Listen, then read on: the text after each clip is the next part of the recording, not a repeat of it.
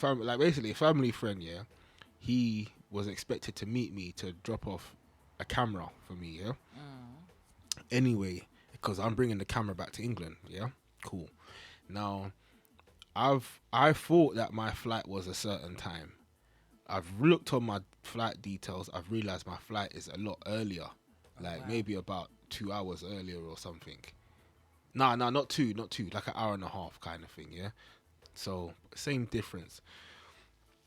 So I phoned him early in the morning and I've said, "Rah, it's earlier kind of thing, innit?" And then I've sent him a voice note as well. And yeah, because he didn't pick up the call, but I sent him the voice note, and yeah, he come back with. Oh no. Yeah. Oh gosh, I can't even do it. I'll do it. You know what? I'm gonna do it on a random. But how he said Jano, that time there, I was laughing because it was like, so what now? I gotta like move faster. Yeah, you know what I mean? Like, because he had set out his time frame already, and it's just like, what? So that means I gotta move fast. Jano. That is how it came out. That is how it came out. You know what I mean? So if it ain't a Jano, then it's a Jaja. So I was telling my cousin as well. I was in the phone shop, and then this lady, she basically was like quite overcast, yeah. And then the sun started coming out, like, you know, in its essence. You know what I mean? And then she looked out the window because the shop is it was air conditioned, innit? And then she looked out the window, and then she saw the sun, and then she just like kind of like sighed, like, oh. So I said, what? And then she's basically saying like the sun, in it, like the sun's come out, and she don't like the sun. So I thought, you don't like the sun. And by the way, we're in Kingston at the time as well, you know, so it's baking as well. Yeah. And then she was just like, no, I don't like the sun, you know. So I said, why? And she's like, can't take it, man, can't take the sun. So I'm looking at her like, you living, but I'm not saying nothing, you know what I mean? And she was cha-cha. So when she said that, yeah, I was just trying to hold it together, yeah, because I was thinking, yo, I don't know how you're going to work around this one. You know what I mean? You're going to have to vacate, you know what I mean? We're better sit in front of a fridge and freezer. You better get in. You better get in the freezer. Yeah. Yeah, if you're trying to avoid the sun, you know what I mean? But yeah, I started laughing. So yeah, I think today, you know, when I say the old glories, you know, usually I'm gonna chuck a Jaja in there, and I'm gonna chuck a Jano in there as well. So yeah, keep your ears listening, and for those watching, phrases. Yeah, keep your ears listening, and for those watching, keep your eyes peeled. Oh, Larry. So yes, Marie, over to you. How are you today? I am blessed, thank you. I've had a very productive week. Very, very productive. Lovely. And it's been really good this week so far. You know, I can't complain, give God thanks. However, I have some birthdays to announce. I think this is after like today, Yeah. I should be all right for a little while. Oh, with the birthdays. Yeah, because a lot of people I know in August. Wait, but on the 1st of September, you've got a birthday straight away. Okay. I know, but So- I'm gonna do that one today. Okay, I'm gonna cool. do it today, so I cool. don't have to do it next week. Cool. Yeah. So first, we're gonna start at the top of the week. Yeah, let's so go. Sunday was one of my nieces, and then Tuesday was my godson, and then today is my nephew's birthday. Rewind that again. So at the start of the week was Sunday was my niece. Your niece. Tuesday was my godson. Today is my nephew. Right. And then tomorrow, even though we're going into September, You don't It's a announce very it. special It's a very one. special one. So you got to announce it now. So I just want to say happy birthday to my niece Sharika, and to my godson Kyron, and to my nephew Antoine. So tomorrow's birthday now. I say it's my birthday as well. Yeah. This one is a special one. Special. This is my third heartbeat. Yeah. Yes. For my special The game K. changer. The game changer. Yeah. The game changer. Yeah. Yeah. She is 6. tomorrow. Yeah. And that she's is already deep still. excited today. Yeah. Yes, you Well in know. her element. Yeah. Well in her element. Yeah. I said to her yeah. today, if you don't like calm down, I'm going to cancel your birthday. There won't be no more the 1st of September. We'll just go straight to the 2nd. Yeah, And that she's was not a having lyric. it. That was a Yeah. lyric. That was a lyric. So what what's she been getting up to then, Marie? Well, she spent some time with her grandma. Mm-hmm. So they done their thing together. So tomorrow, she doesn't know, and I know she's listening.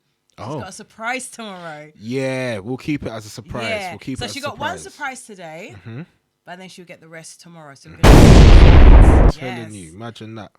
But I just want to share a little testimony, though, Jordan. Let's go for it. And I Let's want go. to share this so that a parent, a mum, a dad can be encouraged, or even a family member. When I was with child with Special K, I was 5 months, and they were saying like, oh yeah, you know, it's the girls. I'm like, yes, thank you God, you answered my prayers. I was so happy. But then they said that for the time that I was carrying her, that she was a bit too small. So they say if I don't have her early, you know, she may not make it. And I'm like, you know what? God wouldn't allow me to come this far. Only blessing me with not only with a daughter, but with another child. So every other week, oh, you got to come in for tests. You got da-da-da-da. And I just got fed up with it. However, she was born on the 1st September. I can't remember exactly how much she weighed. But she was you can't tiny. remember her weight? Listen, I've got 3 of them. And you know my mind is young. You know my mind is young. Marie. Oh my gosh. She was tiny because she was premature. And they were saying that they might have to discharge me and leave her in the hospital. However, God is good. She came home. Like, we was in the hospital for like 3 days. She came home, but she was tiny. But if you see her now, you would not believe. No, you wouldn't believe. So what, she came about a month early or? Yes. A month early. She was tiny. The Moses basket was like way big. She was drowning in the Moses basket. But now, yeah, you would never believe it. Now she's singing "Let My People Go." Her glory. Yes. Yes. So she was in the Moses basket and she got speech now. Yeah, a lot of speech. So she told me speech. what song that myself and her brothers may sing to her tomorrow. Because we normally have like a little thing between us that we sing a particular birthday song. So she don't want that. Oh, right. Yeah. Got she a new wants plan. a particular song. New plans. Yeah. And then she's telling everyone like, have you bought my present yet? Oh, right. Yeah. She knows what she wants. She does. You know? So tomorrow, my Special K, my Special heartbeat, K. my best girl ever, is going to be 6 tomorrow. And I just want to say, because I know you're listening, Special K, I love you so much. I'm so proud of you, and you are the best. And tomorrow, you are going to be spoiled. Love you loads, K. And happy birthday for tomorrow. Wonderful. Big up yourself. Yeah. Special K. Yeah. Yeah. You know what? I think I've kind of graduated, you know, because remember, you first introduced me to her as Special K. Yeah. And she looked at me and she was like, nah, you can't call me that. Only my mum calls me Special K. My name's Kamani. I said, all right, Kamani. That's okay. Yeah. I said, but don't worry. I'll be calling you Special K soon. She was just like, no, my name's Kamani. You can't call me Special K. She's getting used to it because it's like there's like my sister-in-law and my mum, they have their particular name for her. So if I use those names, no, you can't call me that. Oh, right. And she won't answer. So it's associated to the person who gave her the name. Like, yeah, so like my brother's got a name for her. So if I call her that name, she won't answer. Okay. If my sister-in-law given her a name, if I call her that name, she doesn't answer. The name my mum has given to her, if I call her that, she doesn't answer. Right. So I totally understand, but it's just on observation. It's very funny because 6 years old. If my mum called me a name that someone else called me in the family, Clary, you just answer. I didn't answer. Wow. Yeah, you know, that's why. No, she would tell you, you're not allowed to call me that. Yeah. I couldn't even say such things, you know, because you're not allowed to call me that. Yeah. Big her up. You know what? I've got a birthday as well. It's one of my very good friends. who I used to work with a few years ago, one of my colleagues, she lives in Milton Keynes, and she used to drive down from Milton Keynes every day. Or some days she'll catch a train on the odd day, but she used to drive down into London every day. And yeah, she's a very special lady. Do you know what was very interesting? They kind of underestimated her a little bit, because I've noticed there was a little crafty thing that the company done, because she, like, there was a few people that all got hired at the same time, kind of thing, but there was a lady who they kind of wanted to do like a bit of a comparison thing with her, if that makes sense, like, because they thought, if we get these girls competing, they're gonna both work harder. That was the company's intention. I thought, oh no, wicked. Like, you know what I mean? Like, these ladies that just come to work and whatever, and then you're already trying to sow some seeds of, you know what I mean, divide and competition and them stuff like that. So it's like they're both gonna work harder, because, do you know what I mean? Like, but they're gonna tell you it was healthy competition, but it's because the ladies were wise enough to see what the company were trying to do. They didn't, feed into it. And they marked this lady as, the one that probably wouldn't be as good as the other lady. Believe you me, my girl just hit target after target after target. Yeah, they underestimated the champ. Yeah, they underestimated the champ, and she just smashed it. Do you know what I mean? So, my friend Barbara, want to give you a big shout out. Happy birthday, Barbs. And you know, Barbara has a son, yeah, and Barbara's son has got lyrics. See, like how Special K's got lyrics, the young man's got lyrics. And it's like, again, certain things that, you hear these little ones say, I'm just like, boy, I wouldn't be able to say that when I was little, but it's funny because you see the personality coming out in the children, do you know what I mean? And it's a big blessing. So yeah, Barbs, want to big you up today. You know what I mean? Very special happy birthday and many happy returns. God bless. And happy birthday to anybody else who's celebrating their birthday week. That's right. And over the weekend. That's right. So yes. So Jordan, last week we had a very, very interesting show. Very interesting show. Sure did. The behavior of a narcissist. Sure did. Do you know what, Marie? I'm going to be totally frank with you, because I don't think I've even told you this, but I haven't watched all of it back. I've watched the first, I think, 30, 40 minutes or so, like twice.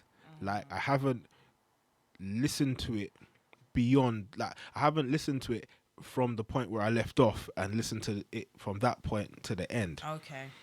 But the first 20 minutes or something, I was in stitches. Because what did you say, Jordan, that would put you in stitches? Do you know what, Marie? I was looking at your facial expressions. I was looking at my facial expressions, and it didn't feel like it was us. Like, I'm looking at it like I'm watching someone's. Yeah. Because I was like disconnected, like, from it, if that makes sense. Even though I can recognize it is us. But some of the facial expressions in that, it's like when I dropped my phone the week before. Yeah, that was funny. That was too. When I watched that one back, I was like, wow, it's like slow motion. Yeah. 2 weeks ago when I dropped my phone, and it was Marie's genius that told me to check if it were the screen protector that was broken or the actual screen.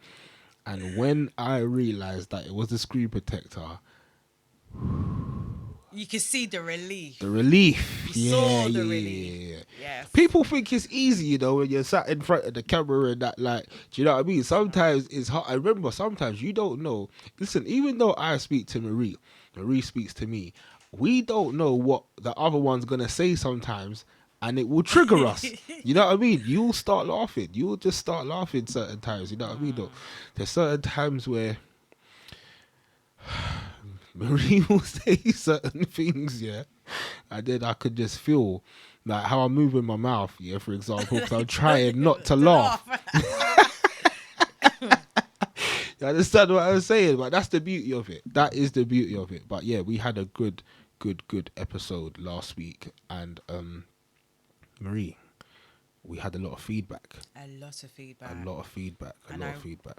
I started to realise that people are going through this. Yeah. And from doing the show last week and the interaction that we got and people messaging like myself privately as well as Jordan. Yeah. They opening up. Yeah. And I believe that's another way of healing as well. Facts. It's deep because hear me. It's deep because I haven't said that one for a little while, you know. Well, maybe I could have also said it last week. Maybe I haven't said it this week in my private time because it just felt like something I haven't said for a while. But anyway, it's deep because we had people messaging us as soon as we came off the air. That's what was nuts. As soon as we left the studio, Marie's phone was going. As soon as we left the studio last week, my phone was going because people were saying, you don't know how much I needed that. And the thing is the fact that we're shocked because when you're seeing who's messaging you, you're like, whoa. And that's the beauty of it. You never know who's listening. You never know who's blessed by what they're hearing. Do you know what I mean? And what we had last week with the TikTok and the Insta, we had a lot of people liaising. Yeah. A lot of people and were suggestions liaising. Yeah. Of different like resources that you can look into for a bit of like information, healing. Facts. Yeah. So it was very informative last week. Yeah, facts. So yeah, that was really good. I was really happy about that. It was like a community of people that we saw, you know, last week, and they came together and, you know, said what they needed to say, etc. And that was a blessing, you know, that was a big blessing. So I was happy. And for any of those people who have tuned in from last week, we'd love for you to drop us a comment today if you're listening. You know, contact us, interact with us. Yes. Pick up the phone. Because it helped everyone. Definitely. You know, it helped myself and Jordan to get more insight as well. And I know a lot of people via the comments on the chats were being helped as well. And that's what, you know, Evening Talks is about, empowering and helping our community. Definitely. So it was lovely. Definitely. So this week now, we are doing our topic today, I should say, is discarding a narcissist. Oh, Clary. So we've heard about the narcissist's behavior. So when you've identified, okay, he or she is a narcissist, what is the next step? And that's what we're going to divulge in this evening, not afternoon. I feel like I'm at work again. Afternoon. But this evening, that's what we're going to go into as well. And as myself and Jordan always say, we are not professionals, so we're just sharing information that we have learnt or researched with our community. We are not here to tell anybody, oh, you should do this, you should do that. We're just giving you the information, and it's down to you. That's right. And what the next step that you should take to help yourself if you are in a narcissist relationship. That's right. And for the narcissist, if you've identified that you have this behaviors, these traits in you, for you to identify the next step to get help to overcome. That's right. So you're not, you know, violating somebody else's pitney. That's right. Because we're not standing for that. No. We're not standing for that. So it works both ways. You know, getting help for those who have been experiencing that behavior, and then for that person to say, oh my gosh, I think this is me. And for them to get some help as well. So we'll be giving some information today. But before we start our show today and going into our topic, we are going to have our first song for the evening. Oh, Glory. Jordan, would you like to introduce our first song for tonight? Yes, you know what? It's very funny. It was when we was on our way to the studio, and I just sang the song, and I goes, Marie, let's play that one. Yes. Yeah. So we're gonna play Luciano, Lord Give Me Strength, on Just Cool Radio.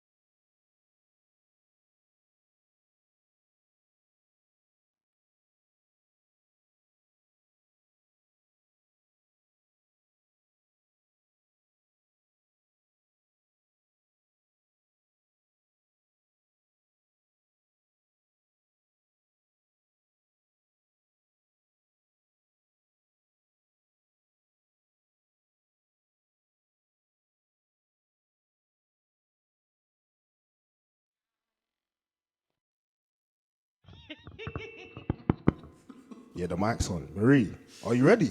Hey, Jordan. Are you ready? I'm ready. I don't know if they're ready though. Well, let's see. Let's see. Let's Welcome see. back. Oh gosh. Yeah. You good? Ah, cool. Sweet, sweet, Yes. sweet. We're back. We're back. We're back. We're back. Yes. We're back. Yeah. Yes. Big tune. Big tune. Yeah, Big that's tune. Big definitely a tune. song. Yeah, you need that. Because Yeah. God, we need that strength. We need the strength. Digging with these shady crazy people. Oh, glad. You know? Yeah. I mean, you need the strength on the day-to-day, any road, because of how, things are going on. Life in itself. Life in, as folks say these days, so you need the strength anyway. But then to have these crazy folk want to Shade come of crazy. mess you about, Yeah, that's Okay. a heavy load. it's a very heavy load, Yeah. So you can hear the conviction in the man's voice, and his request. He said he needs strength. You know what I mean? He's not even saying he needs money, like he needs the strength. Yeah, he'll work that bit out later, but he needs the strength now.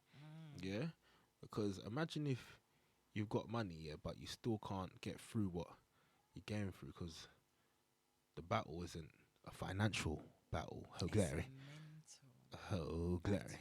Yeah, it's deep, An man. emotional battle. Yeah. Yeah. Big tune. So yeah, today we are discussing discarding the narcissist. Discard, dash with that. Yeah. And you know what? Yeah, it sounds a bit, but you know what? They're doing a lot of damage out there. A lot. They're of doing a damage. lot of damage. And, sometimes when you're coming across these folk, someone's going to get damaged, whether it's you or them. But whether it's you or them, or it's someone else or them, we want everyone to get the right help, This is not a situation where we're sat here, pointing fingers and bashing people, because we want everyone to be get help. Yeah, help to the end of the day, to be honest with you. And like Marie said before we played the song, the reason why we're covering the topic is because it's something that is concerning our community. It's on a rise. It's on a rise. That's a problem. Like it's an epidemic. Like it's a pandemic. I was just thinking that. Yeah. It's a pandemic. It's very, very, very bad. And I spoke to someone during the week who said to me that she reckons that the percentage of those who are going through experiences with people like this is higher than people who are not. And I was like, why? Why do you say that? People find it embarrassing to talk about because if there isn't a particular kind of person that gets targeted, it could be anyone. Yeah, it could be anyone. And you could be very professional, you could be successful in your own right, and people could think, oh, so how did you allow that to happen? It's not that you allowed it to happen. It comes in slowly. They suck you in. And before you know it, they are, playing with your mind. It's like they catch you off guard because they've lured you in. This is and when some people go through a really bad experience. Some it's any other way. It is always bad. Yeah. But there's always different levels to it. And to say, this is what I went through. It's embarrassing. It's embarrassing. It's embarrassing. It's embarrassing. As well as it's hurtful. Yeah, it's embarrassing. And she was telling me about this, and basically, she was telling me about this, and long story short, she was saying that it's more like it's becoming more of a frequent occasion. Basically, she's speaking to people and they're just saying, look, I'm going through this, basically. Do you know what I mean? And then she'll be like, oh no. Then she speaks to another person, oh yeah, I'm going through this. And she's like, hang on a minute, so who's actually happy then? Who actually is being treated right? Who's actually genuinely being treated right? Because like most people I'm chatting to right now is going through, like a lot of people going through this thing. And it just makes you think, what is happening to individuals where you need to control someone, you need to play with their emotions, dictate to them. What is happening with that individual while you feel you have to demonstrate these behaviours? But then it gets to a stage where enough is enough. Enough is enough. There's only so much any individual can take with various situations. But when do you say enough is enough? Yeah. And I need to get out of this. Mm-hmm. How do you get out of this? Because it's not as easy as for someone to say, oh, just leave or get out. No, it's not as easy as that. It's easier said than done. Yeah. Definitely easier said than done. No Because two you ways. end up feeling, emotionally attached to the person. You end up having feelings, love. You care about them in the midst of their chaotic behavior, because that's how they lure you in, by you getting hooked on them. That's right. So you've got to take the hooks out now. But how do you begin to do that to move forward? Yeah. It's deep. You see what you just said, to take the hooks out. Yeah, it's serious. It is serious. It is very, very, very serious. It's not easy. It's not an easy thing. Not an easy thing at all. And like I was saying to you, Marie, about the list, I started. I didn't complete it. I think I'd be here for a long time, but I started writing a list of people who I know have experienced this kind of thing, and yeah, the numbers were high. The numbers were high. People, sorry to cut you, Jordan. I think people have been through this and did not realize they have been through this. Yeah. Because it's only been in recent years that narcissist is being known, the traits. Yeah, But then, that's it. When you're with someone, you're like, oh no, don't be silly, like. Yeah. Course. Unless you're really taking the time to say, okay, so they can have this trait, that trait. So it's Course. It's not easy, man. This thing really isn't easy. It's very hard to just brush it under the rug. And like Marie was saying, and like I've mentioned, it's a lot of people. When you sit and when you write a list, like anyone who's at home listening, if they were to write a list of people who they know has gone through this kind of stuff, you may be surprised that the number is higher than you have anticipated. Do you know what I mean? Because you might think, oh, I don't know, maybe 5, maybe. Then you start to realize that, oh, when I was growing up and my neighbors used to fight, or whatever, you start to realize, hang on a minute, that was this, that was that, and at the time, people were not really recognizing it, and the I signs, think, and you may have called it something else. Yeah. Like, I think people who I saw who adopted these ways, they were labeled as just like, oh, he's domestic violence or or whatever. But really and truly, when we really look into it deeper, it's a lot more than just quote unquote domestic violence. Do you know what I mean? So yeah, it's not easy. And back to why we're announcing it so much as well is the fact that we want everyone, all of our amazing viewers, whether you're joining us for the first time today or you've been rocking with us since the start, to be reminded of your purpose, and that your purpose is extremely important, and you need to escape and you need to discard them if you're in that situation, because your purpose is being compromised. Who you are, who you've been called to be, the tasks that you have on earth here to complete is waiting. It could be like a conveyor belt that has just stopped, broken down, for example. Imagine if you're at the airport and then conveyor belts start rolling out, and just before the first suitcase come, it just stopped. Everyone's there waiting, but you can't get to the suitcases. They've got to come out. That's long. Do you know what I mean? You wouldn't think of a situation like that because you just expect the conveyor belt to work. Come off the flight and then the conveyor belt works. Everyone gets their suitcases and that's the purpose. And they of clear the off. Conveyor belt. Oh, glory. To bring the suitcases around. Oh, So all glory. you have to do is just take and go. But if it stops, that defeats its purpose. That defeats the purpose. And we don't know there's people out there that be like, this guy just like my purpose on earth to a conveyor belt. Yeah. Listen, I'm just using it as an example. Yeah, using it as an example for you lot start coming to get me, you know what I mean? But on a serious note, some of you know that deep down you know, before all of this was going on, you was on your way somewhere. You know, you were doing something, you know, you was trying to build something, you was trying to achieve something, you know, and then folk have come along and then started to try to put a spanner in the works. Folk Like a have come stumbling to, block. yeah, they've come to Yeah. be like a flat tire. You know what I mean? They've come to try really slow you down. Do you know what I mean? With their heavy weight. Let me.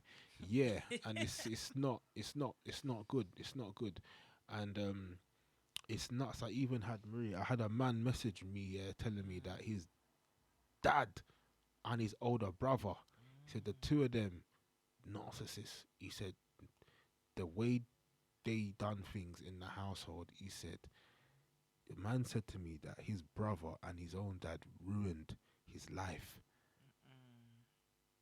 No, when I saw the word ruined, I said, raw. He said he's only basically got better, like, since he cut them off.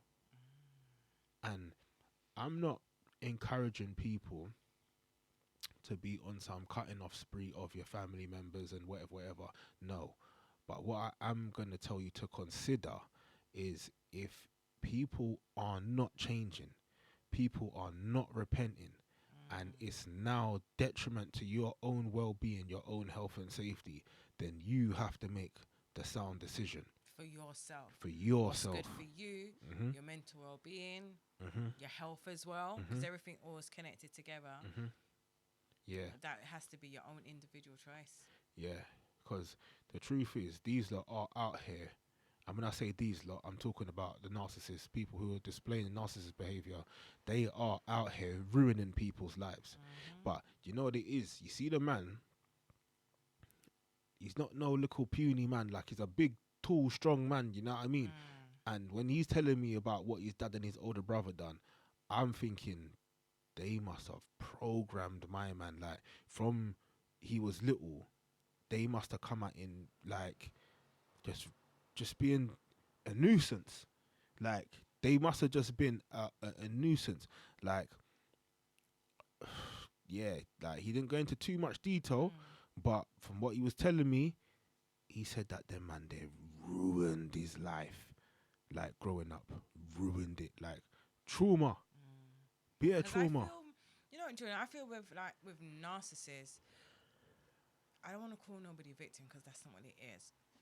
They target people. That's the key word. They target people because that's what it is. They're targeting people, but they look for a weakness. Yeah, And that's what they use to kind of play against. yeah, Like, if you're a very caring person, then it might come up with a scenario because they know you're caring to Yeah. play on that part. yeah. That's it. If they know you're coming from a low place, then they will capitalize on that.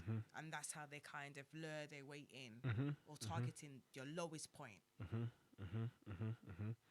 Yeah, man, it's true. The ways of the narcissist is very, very, very serious, and we're gonna echo that. If you are experiencing, you know, the ways of the narcissist, yeah, we urge you to consider how you are going to discard them, because it's for your own well-being. Like, you have to start asking yourself, if I discard them, what does life look like? And then you can start Peaceful. to think, Larry, you Peaceful. can start to think of what it will be like if you were to discard them. Do you know what I mean? And then you think, Sorry, Jordan, it'd be Go like on. that song that you used to sing in church. Smile a while and give your face a rest, because you haven't been smiling. haven't been smiling. So when you discard them, you will be smiling. You'll definitely be smiling. And then you can also consider what it would be like if you don't discard the narcissist. And it's a horrible picture, especially if you don't have a good support network, especially if you don't have people like with you, you know, during the time. Not easy. It's definitely not easy. So we're gonna go into a few points that we want to explore. Yeah, talking about the whole concept of this topic here of discarding a narcissist. So we want to just explore now the current mindset of those who a narcissist would prey on. Yeah. And notice what I said.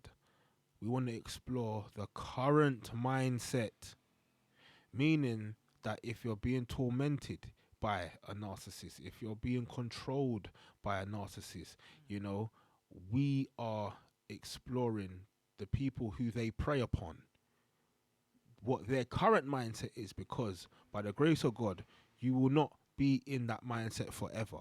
They will not be overpowering you or manipulating you forever, or doing whatever they can to, yes, I have to just say, control your life, because ultimately that's what it's about.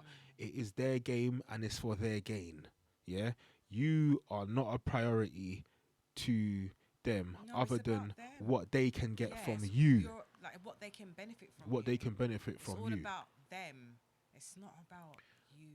So, Nuri, you see, even when you're saying that the narcissists observe the people who they want to prey on, yeah, who they Yeah. target, so to speak. Yeah. Let's look at that. Let's look at that. How do they observe someone? Because we're aware, and as you rightfully established earlier, Marie, there's some people out there who are in it and don't even know that they're in it yet. So let's look at, you know, the mindset of the current mindset of a person that the narcissist is preying upon, because they don't go to anyone. They know who to frighten, they know who to target. So what kind of mindset are they looking at to target, roughly or usually, so to speak? And now, with a narcissist, so they look at those who may have some kind of level of low self-esteem, or they may look at somebody who is probably well established, walking into their purpose.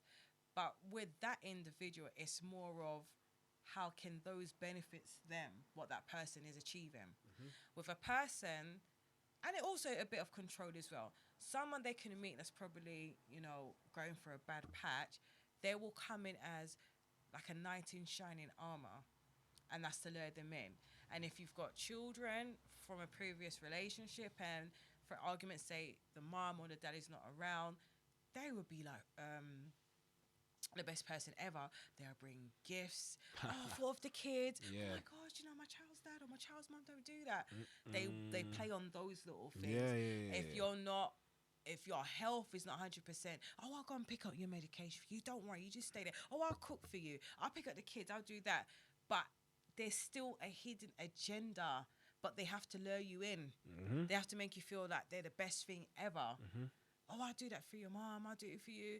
And also, if you're a person that is very confident within yourself and you're headstrong, you're in your purpose, you're achieving in your career and in your personal life, they try to mirror that they are confident as well, to 100%. kind of feel like that you're on a similar level. But really, deep down, they're very insecure and broken people. Because for them, in their mind, is that you're above their league. So in order for you to even, for them to get your attention, they have to sell you a story for them to feel, for him or her to feel that you're both on the same level. And then, so then they would be like, for example, you'd be like, yeah, I'm going to uni, I'm studying, da-da-da-da-da. Oh, yeah, I'll be doing that. So, and it doesn't even go like that. Conveniently. Conveniently. Yeah. Conveniently. Or you may have a business mind, and you might say, oh, I'm looking to start my business plan. Oh, yeah, I've got a business here. And they may have a business, but your concept of what a business looks like is not what their business looks like. Most of the time. It's not. Yeah. It's not. Yeah. But every relationship that they get into, it's not about you as the individuals. It's about them, what they can get from it. And the aim for them is to get to a stage where that they can control you. And they will go to all lengths to get that. If they realize that you're not so easy with their little behaviors to be sucked in, then they would be dramatic and use stories like, I'm sick, I can't have kids for you, and play on your sympathy, because they know that, okay, Oh dear. that person, he or she, they're very confident, so I can't really knock them as a person, but they're very caring. So let me work on the caring side, and that's how they try to lure you in. Yeah. It's mad. So, would you say, Marie, that they like to prey upon people who are hurt, who have been hurt before sometimes? Like, let's say, for example, someone's just come out of a relationship. They want to be the answer to... Yes, but it depends. It depends, because sometimes, yes, they do. They do attend to gravitate to people who have come out of relationships, and they will present themselves as like, well, I'm the one. I will make sure I will never treat you like that. I'll make sure that you get this and you get that, and they will just act like they are the answer. And it was a conversation I had with Jordan. I think it was either today or during the week. And I just feel that you will never know a narcissist straight away when you get into a relationship. However, just food for thought, when you are about to start dating or courting, get to know someone before you start open about the past, about a past relationship, what you've been through, what hurt. Because when you open up to the wrong person, they use that in a way to control you. You might have opened up something really deep and personal, and when they're ready to get their claws in to get what they want from you, they throw things back in your face. And even when they do help you, they're helping you because in return you have to help them back. That's it. And they will say things like, they might have helped you, say, oh, I cleaned up the house because you wasn't feeling too, or whatever. You may have had food poisoning, for argument's sake. Once you're well, and they'll be like, oh, can you do that? Well, no, I can't. I'm doing something. Oh, but don't you remember when you had food poisoning and I had to bath you and pick up the kids? They throw it back. So it's never genuine. Candy Love says yes with about 6 S's. This is. They use personal stuff back at you. So that shows you that the heart wasn't genuine. The motive was not genuine. Because those of us who do not have narcissist behavior traits, if I'm doing something for you as an individual, I do not need to remind you because I'm doing it from a genuine place, isn't it? But with them, if they've moved your car from left to right, trust me, you are going to know about it sooner rather than later. You will know, and other people will know. Yeah, because them chat. Yeah, that's what they do. Yeah, and they like to make themselves sound like they are a victim. Yeah, they do. A lot. They do. That's why, for where you would say, no, I can't do that, they will throw that back in your face. And trust me, Outer Road will know that you did not do that. But it's not the way how it really happened. They will make it sound like how they do so much for you, and the one time you said no for a valid reason, they make it sound like every time they do things, you don't do nothing for them. They take your name and slander it to other people. Yeah, it's deep. It's deep. There's so much to so much to consider when we're dealing with their behavior. Candy Love said spot on. Yeah. Thank you, Candy Love. Yeah. Big supporter. Thank you so much for engaging with us. And share the live, or share the link to people. Because we really want to get this discussion developing more. Because, like we said earlier, it's within our interest to save as many people as possible. And make as many people as possible aware of what's going on. Because we know that this is a big issue within our community.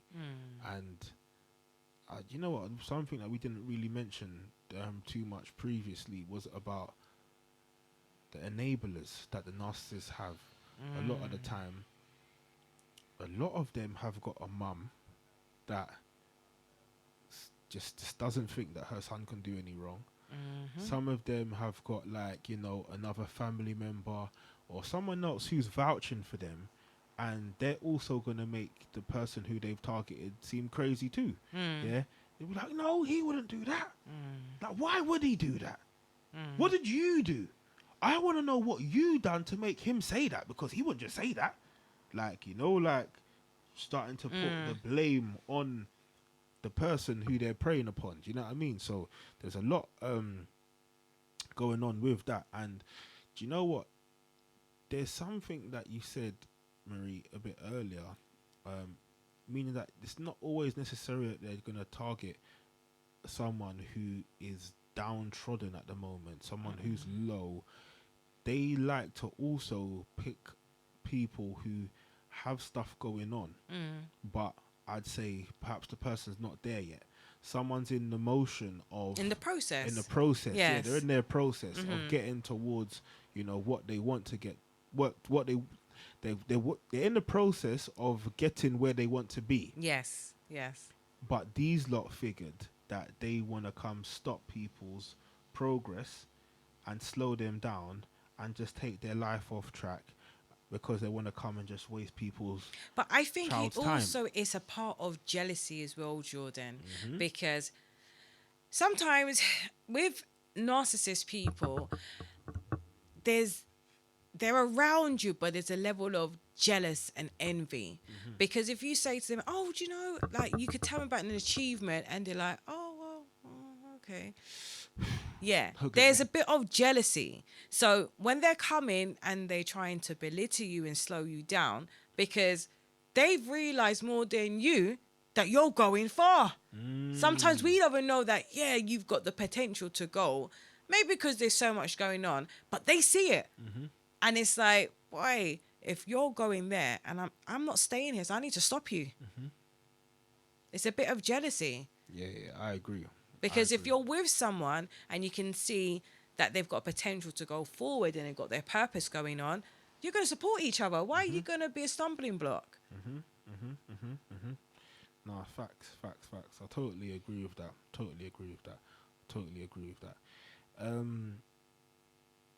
Yeah, do you know what? I think they, like I said earlier, they don't choose anyone. They look out for someone who has a need. And they look to see what the need is that person needs. And they want to be, you know, the answer to what the person needs. But they're not. And they manipulate people to believe that they are who they say they are. And they're not. And then, you know, they also stop that person from getting what they need done or achieved. They stop that from happening because they come as a stumbling block to stop. They come as... And they always come with a virus. Some story. Oh, this didn't happen. Oh, that did happen. We all have things that happen. You know, it is always a story. This, that, the other. You know, it's like, what is going on? No, they just become... And I just feel that wherever they are at, they are not happy. They're not satisfied. So when they meet you and you're growing, you're happy, you're just getting on. Even if you have bad days, you're just still getting on. They cannot go on like that because everything to them is doom and gloom. They're never happy. Even if they leave you and you go and they go on to somebody else, do not be jealous. You give God thanks because they are not happy. And I mean within themselves. They're never happy within themselves. Give it time. Give it time. For the listeners, you guys didn't just see my facial expressions. I saw Jordan. Because Marie just, you know, started dropping some lines that just made me, you know, want to chuckle hard, but I had to let her land first. You know what I mean? I had to let her land first. I couldn't just start chuckling mid-speech. You know what I mean? Because you know what, Jordan? I remember this person was like always complaining about like someone, and you know, they just kept on complaining. But I started to realize, I think they're a narcissist. But I wasn't getting any of the behaviors. Yeah. But it was like, oh, and this and that and 3 bags full. So I was like, okay. Because you know me, Jordan. I'm like, but why would you do that? Her glory. I always like to ask questions. I think when I was young, I used to get told you ask too much question. But I'm glad that's how I was made. That's what I need to That's do. how you was wired. So the more the person was speaking, so I'm like, okay. So I went quiet. So I said, so why would they do that then? I said, so what did you do to them? The person was like, went quiet, goes, I'll call you back. Phone went down. So you did do something. You done something. But Yeah. You failed to let me know what you done. Yeah, because you're complaining about they do this, they do that. But it didn't make sense because if you're doing so much as you say, you're picking up this, you're carrying that, you're watering this, you're doing that. It doesn't make sense why that person would just be trying to throw you aside. It wasn't adding up. It's not adding up. The mass was going far left. So what did you do? Not adding up. But The phone went down. He failed. Yeah, He the failed. phone went down. He failed to explain Yeah. what he done to, you know, cause The reaction, situation. yeah, and the situation. Yeah. Yeah, that's what they do. They tend to edit stories. You know, some of these people, some of these narcissists, you know, remember we've established last week and the week before that they use big words that, you know, They don't even sometimes understand. They don't even understand. Don't even know how to define. I'm wondering if, you know, it would be an idea for them to work for like a newspaper or something like that, because they're good at telling stories, you know. They're good at, you know, fabricating, exaggerating, as Candy Love said, always exaggerated. Yeah. And some of the stories that they tell, why would you do that? Yeah. It's not like, oh, no, the stories that they tell is like, I wouldn't even tell those stories. Jordan would have. Yeah. There's just levels and Yeah. you're That's just how like, you why know would you do that? you're dealing with a serious Yeah. condition. Why would you do that? Do you know what? Before we move on, we're still on the mindset of, you know, who they prey on. Yeah, I'm gonna give you an example. I haven't even told you this, Marie, but it came back to my memory today. Yeah.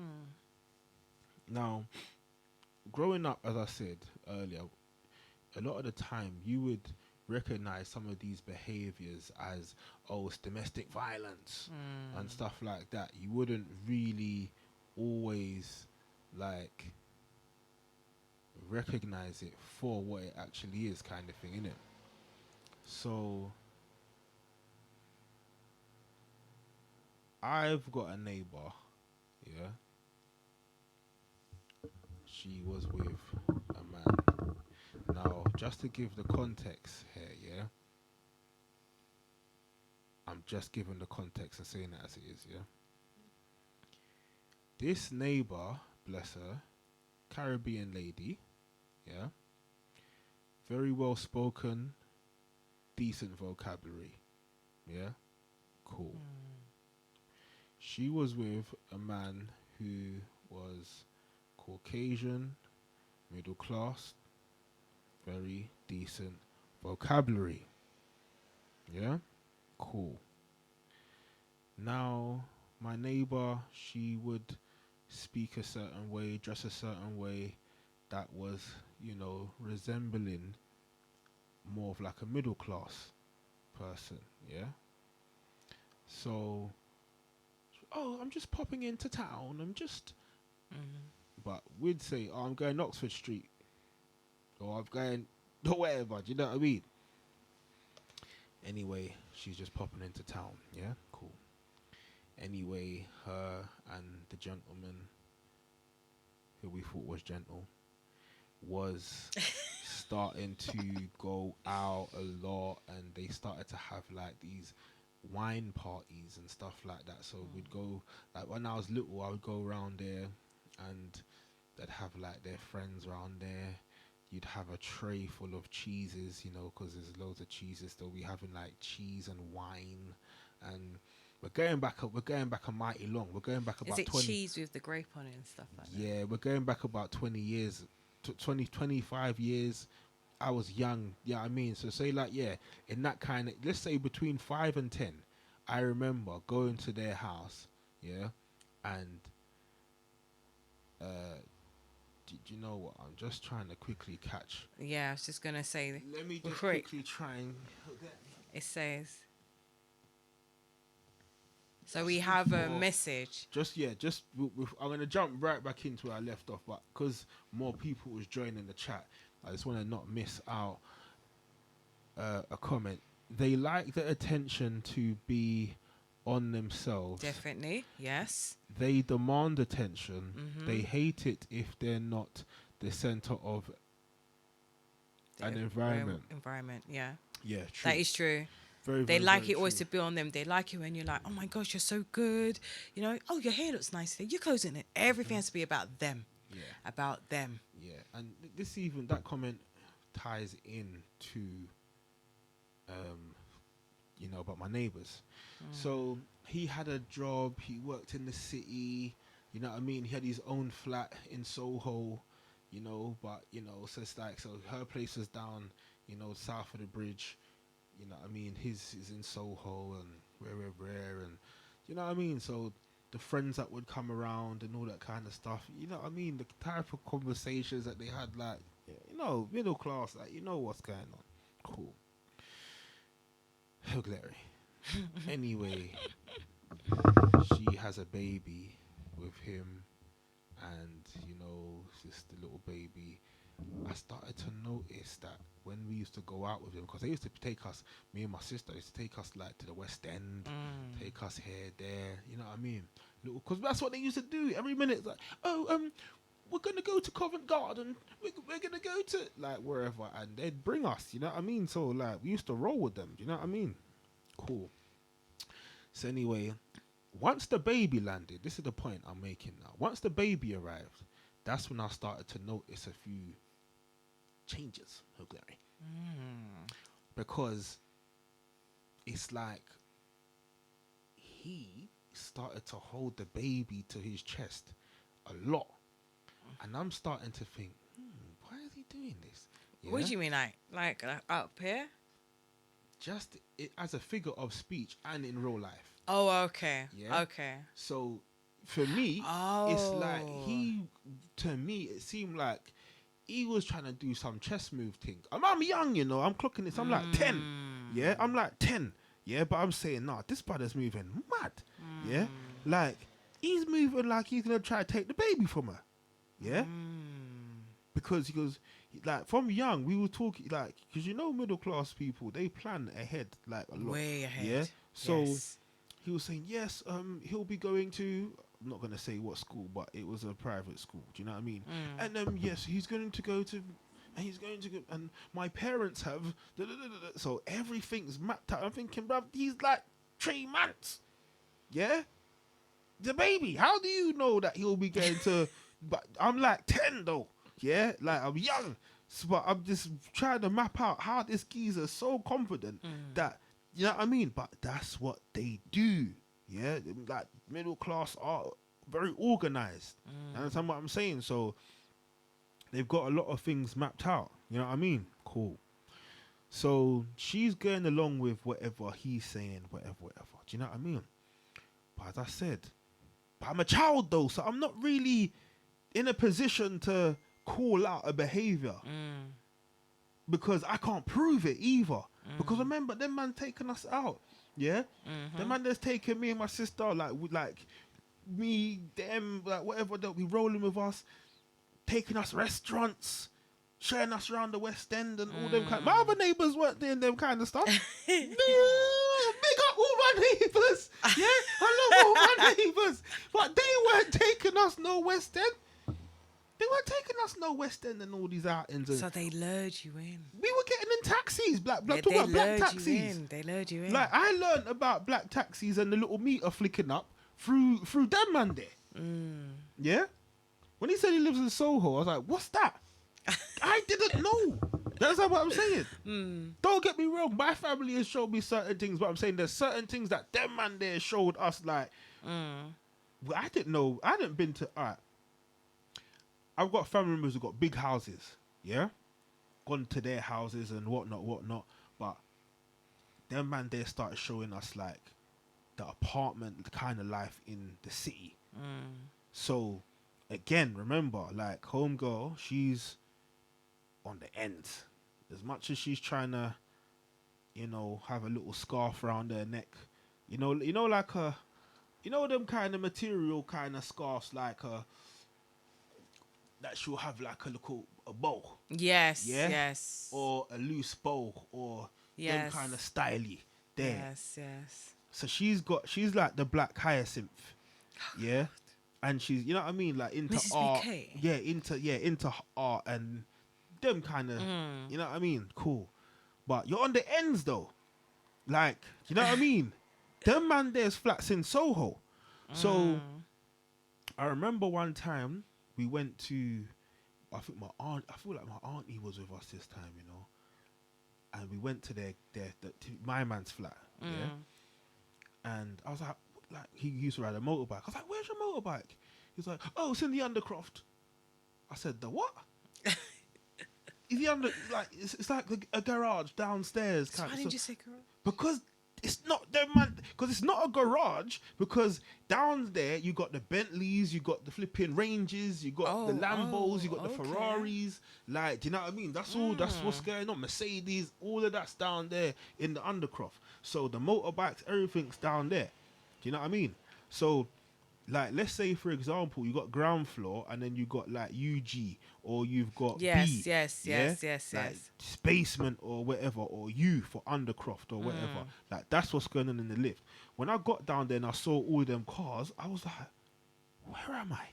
Yeah, because folk don't have those vehicles where we live. Oh, Larry. Yeah. So this is what I'm saying. They so have one car. yeah. So like, I saw his motorbike. I was like, oh yeah, like you know what I mean? Cool. You know what I mean? So anyway, the point I'm making is this: is the type of lifestyle that, you know what I mean? Oh, we're going to the theatre. Not like how who says theatre. Yeah. Theatre. Yeah. To the theatre. Yeah. That's right. So we're going to the theatre, like them kind of stuff there. That's what's going on. They're taking us to the London Eye, like all them things there. You know what I mean? Cool. But as I said, since the youth man was born, I started to detect like something ain't too right. You know what I mean? Oh yeah. You know what? Our screen there. Kind of let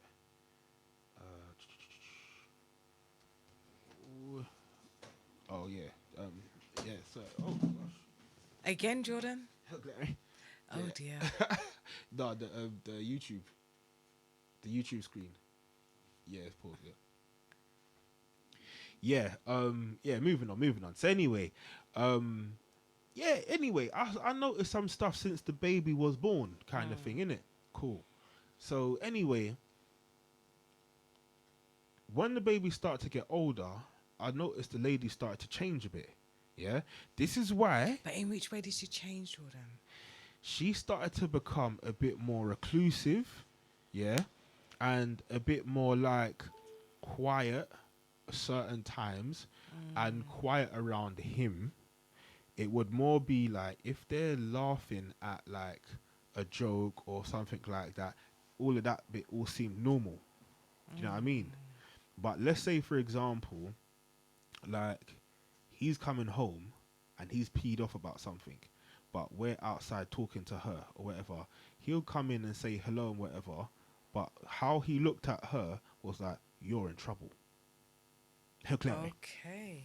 So we're starting to pick up on certain little things, but because he's so polite and all them kind of stuff, he's got a way about him like he won't hurt a fly. Yeah, but that's when they're outside. Yes. The home environment. This is what I'm saying. Oh, he's such a lovely person. This or is she's what such a I'm lovely saying. person. This is what I'm saying. When that door closes. Yeah, it's a different story. Complete but different we wouldn't person. have thought it because remember, it's just they're taking us, and I'm thinking that's why. Don't get me wrong, like them man, they like me and my sister, cause we were like special K, like we're youths, but we're smart, like, do you know what I mean? So like they like having us around, and he will, like, when he had the little wine parties, like he'll be like, "Oh Jay, like read your story for my friends," like, because I used to write stories in them thing there, so I'll be in the wine party like reading my, you know what I mean? Somebody's been doing the Just Jordan poetry from what day? You understand? For a long time. Do you know what I mean? You know what I mean? Them man, they were giving me a platform at the what you call it, at the wine parties. But any road, one day, yeah, something's happened. Now, I'm not home, my sister's not home, because we're with another family member, because bearing in mind, I'm still young, yeah? Like, now, I don't know, maybe I'm 11 or something. Maybe almost 12. I don't think I would have been 12 yet. I think around that kind of time, yeah? So anyway, long story short, only my mum is home, yeah? Now, he's knocked the door and said to my mum, "Oh, we're locked out," meaning him and the baby, yeah? So mum's asking, "Oh, like, where is?" Meaning, you know, I mean, the lady, kind of thing. "Oh, yeah, you know, I'm going to be honest with you, like, we had an argument, and, you know, she literally got out the car and she stormed off, like, in central London. So, I mean, I just, you know, took baby out for a little while, and, you know, I've come back here and I've just forgot that she had the key. So I was just wondering, like, can we sit here for a bit until, you know, she comes back?" Like, that is what he's saying. My mom was like, "Oh, yeah. I was like, this is weird, though." So the baby come in, you know what I mean? Like, he's like, "Yeah, because, you know, he needs changing and like all that kind of stuff, you know what I mean?" So them man there's, you know, got to changing the baby and all that kind of stuff. Mom's like, "Oh, you want a coffee? You want a tea?" Or like, all that kind of stuff. Cool. So anyway, I was thinking, like, how comes, like, she's not come back yet? He's like, I don't know, whatever. Mum's gone upstairs, whatever. When my mum's come back downstairs, my man and the baby are crashed on the sofa. Gone, yeah? But remember, I told you, me and my sister's not there. It's just my mum at home, yeah? My man's crashed out on the sofa, yeah? Now my mum's like, "Nah, this ain't right, yeah? This just ain't right." So my mum's hit up the lady now, saying, like, "Is everything all right?" Like, you know, my man come here, like, with the baby, saying that, you know, you lot's had a argument or whatever, but he's expecting you lot to be, sorry, he's expecting you to be back home by now, kind of thing. So, where are you? "Oh, I'm at my brother's." So Okay. then she was like, "You're at your brother's?" "Yeah." "So, what's gonna happen? Like, is your brother dropping you back so you can get the key?" She said to my mum, "No, he kicked me out the car. He kicked me out the moving car in the city.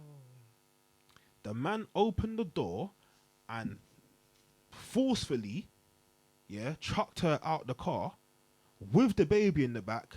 She's come out the car tumbleweeding. Yeah. She had no money. She had no purse. Yeah. But what she did have was her key. Because the keys was in her pocket. But the purse is in the handbag and he's got the handbag. So all she had was her phone in her pocket and the keys when she was tumbleweeding out the car. But you see, that couldn't happen now because there's too many cameras. Yeah? There's too many cameras. And people's got their own personal cameras as well. Oh, glory. Yeah, you will be on Instagram or on Twitter or whatever social media platform trending, yeah, because some woman has come rolling out of a moving car in London. I'm talking this happened like Victoria or something, Pimlico, like them kind of areas there. Yeah, cool. So anyway, my mum's phoned and said, like, "So, okay, so what's happening? Like, is your brother dropping you back, you know, with the key kind of thing to let him in because he's on the sofa, like, with the baby?" And she goes, "No, you can tell him that if he wants to get the key, he needs to come to my brother's and get it." So my mum's woke him up now and was just like, oh, like, she just told me that, you know, the keys at her brother's house. Bearing in mind, the brother's house is only 15 minutes away. Oh wow. Yeah, 20 at best. Yeah. Mm. He said, yeah, I'll just wait. I'm sure she'll be. No, no, no. She said, go to get the thing. Or From her whatever. brother's Yeah, house. Yeah, yeah. So he said, Keys oh, from her yeah. brother's house. Yeah, yeah, yeah. But what happened was, my man didn't. Oh yeah, I'll go shortly. Like I'm just gonna just rock him back to sleep, yeah, or some kind of crap like that. So mum was like, "This is weird." My mum's got up 8 o'clock in the morning or 7 o'clock in the morning. My man's there, yeah, and then he said something like, "Oh, do you know what? Yeah, we're gonna head off now and da da da da da or whatever." But he had a plan B, and he's gone somewhere else with a baby, yeah, because he wasn't gonna get that key. When she came back home, when her brother dropped her back home, like that the next day kind of thing, she went and told my mum what happened. She said, the crazy thing is, I'm not sure if I'm pregnant. Because she was thinking I'm pregnant at the time. Like, do you know what I mean? And he knows that. But my man booted her out the car, tumbleweeding. Do you know what I mean? And thank God the bus driver, number 2 bus driver, let her come back. That is what I'm saying. So when you start to think like these kind of things, what's going on, these are just stuff that's building up. Do you know what I mean? Then it started to get worse. Do you know what I mean? Then the physical stuff's really happening. Then she's getting a really abuse. Like Timberlands being put in her, like stamped out, booted all over her body, like things like that, yeah. And it started to get intense because one day I remember she come knocking the door and she was bawling and she's asking me for my mum. And I said, oh, like she's not here or whatever. And it was mad because, as I said, these are the kind of things that are going on, and you don't know, kind of thing, but it's going on your doorstep. Do you understand what I'm saying? And then it started to get really bad, and you know, court got involved, police got involved, and all this kind of stuff. But again, he had more power with the court system. He had more power with the police. He had more power because he came there like plain innocent and whatever. And let's call it where it is. He was believed. Now, if we're going to call the race card, we can call the race card. But I don't understand how an abuser gets away scot-free with evidence, police CAD numbers, like all these kind of stuff. Stuff have gone to court, and my man never saw handcuffs ever. Do you understand what I'm saying? So when they come with their big words and their vocabulary and all this kind of stuff, you'd be very surprised they start getting away with some stuff. Because but not for long. Well, of course not for long. Not for long. But it's like the woman was too scared to press charges.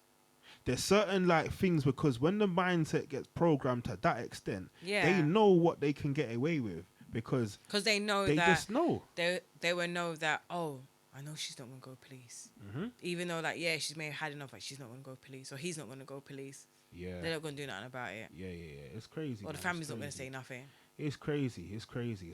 But that's just, you know, an example. I know it took a little while to explain, but it's like, if we were to like say explore the mindset of, you know, what you need to break away, what mindset, Marie, does one need to be in to break away once they notice that this is a narcissist? Yeah, I feel that when you say I've had enough, like when you get to that moment, well, when you've said you've had enough, you need to go no contact.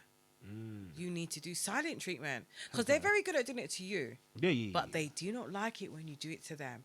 But when you do the silent treatment, then blocking, I would say to people, block and delete, because why would you even want to keep the number in there unless there's various reasons why, which must be an individual thing. So you might know why you might just not delete the number. But I would say silent treatment and block. And that's from research that I've done, and also from what people have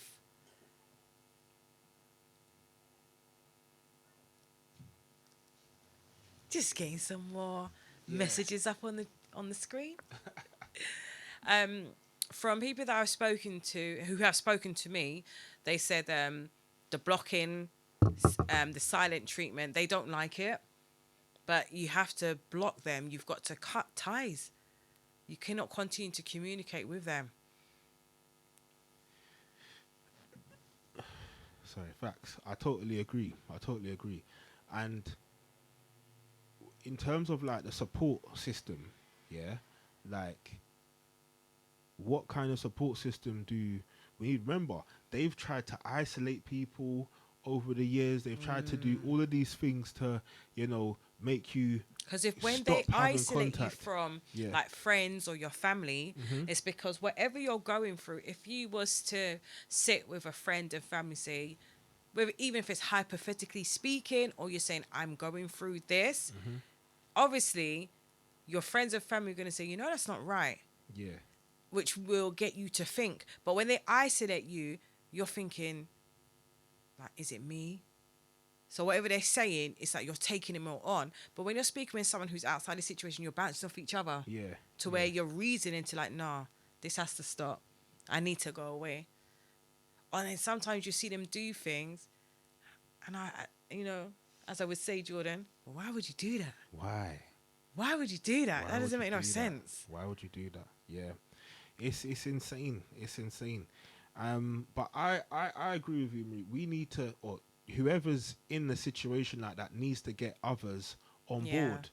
And do you know what? This even People that you trust. Yeah, people that you trust. Yeah, that's people right. that you trust. Yeah, that's right. That because this is a situation where you're going to have to speak to those who are close to you and even say, I was going through A, B, and C. Because then they will say to you, but you know that's not normal. And the more they will start to show you things like that, then you'll realize, yeah. Because sometimes at first it's hard to accept that it is a narcissist. Yeah. It's hard to accept. Because you're Definitely. like, why would you do that? No, because they're a narcissist. Definitely. We're getting some more comments coming in as well. Like Candy Love has comment is good to talk to get another perspective. Yes, because you could be saying, you could be questioning, but then when you speak to someone outside, they're like, no, it's not right. And you could be like, I was thinking that. Never ignore your gut instinct, because when you're around a narcissist, even if you're not too sure to read the signs, you will know something's not right. You become unsettled. Yeah, we got another comment. I think the term narcissist is relatively new over the past 12 years or so.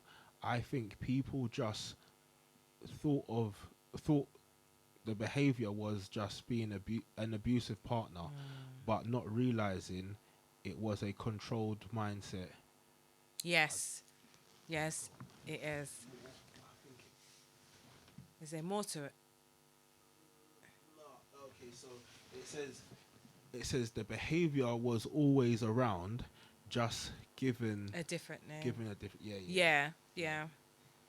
Definitely. Facts. I think it's just been in more recent times, you've been hearing it's been classed as a narcissist, but these behaviors has been around for a very long time. Precisely. A very long time. Precisely. But I think it's being highlighted more now. Yay! Because before, people would just be like, hush, hush, don't say nothing. But now people are speaking out about it now and getting the support that they need. Put the title narcissist on the internet, social media. You wouldn't know where to start. Loads of things. The amount of content that is there. Like there was a man I saw a video. Hold on, let me see if I can get The man's name is Danish Bashir. Oh yes, I've seen. I've seen this Yeah. one before. And Him before. yeah, and he's got a very interesting video on YouTube. 7 things that shock a narcissist to their core.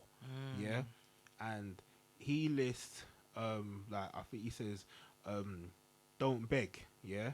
He said, Nah. He said Because whatever that's you what they do, love. They want you don't- to beg and Yeah. plead. No. don't beg them. And he says you shock them to the core when you take them by surprise. I thought that was an interesting one because remember they're very calculated, so they like to predict your move. So it's like the guy who I was just mentioning.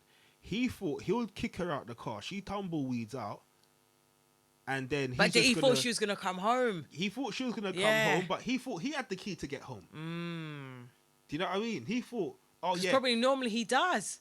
yeah. So but this is what I'm saying. So I don't know what occasion that was, but it's just like that time he done it, and It just wasn't in his favor. it wasn't in his favor. Do you know what I mean? But it's like I believe that was an opportunity for her to get help at that time because now it became public knowledge, so to speak. But you know You know what I in mean? the midst of their behavior, there's always times that the person who is being preyed on, where they can actually, there's breaks where it's their escape route, but it's how you read it.